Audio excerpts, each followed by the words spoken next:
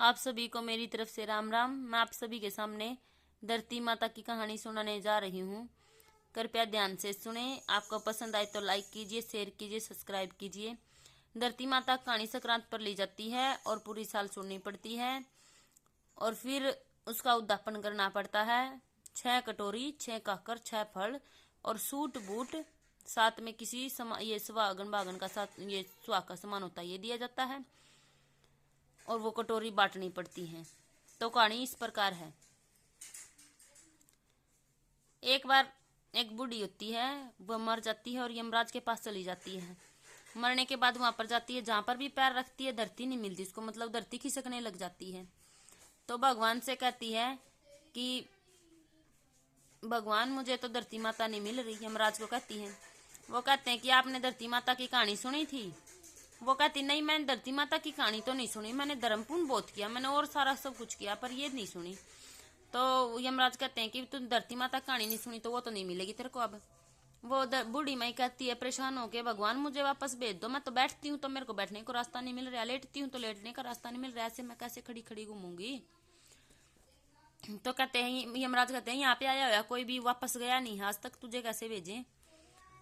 तो मेरे को अब ये धरती माता कैसे मिलेगी? यमराज कहते तेरे बहू बेटे सुन लेते तो ये कहानी तुम्हें मिल जाएगी, धरती माता।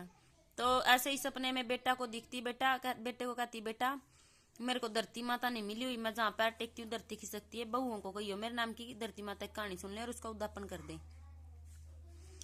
तो वह जाकर कहता है माँ, आज मैंने सपने में माँ दिखी थी और माँ कहती है कि मेरे नाम की धरती सुन लो, और मेरे को धरती माता नहीं मिली। और फिर एक बहू कहती है छोटे वाली की, एक बहू को कहता है तो वो कह देती है कि मैं तो नहीं सुनूंगी, क्या पता किस रूप में दिखी हो, मैं तो नहीं सुनूंगी, मैं तो क्या पता क्या कर देगी, जीते जी नहीं हमारी हुई तो मरने के बाद क्या होगी। तो दूसरी वाली समझदार होती, वो कहती कि मैं सुनूंगी, भाई सुननी तो है ही, किसी न किसी को तो हम नहीं सुनेंगे तो और कौन सुनेगा हमारी सासू माँ की कहानी।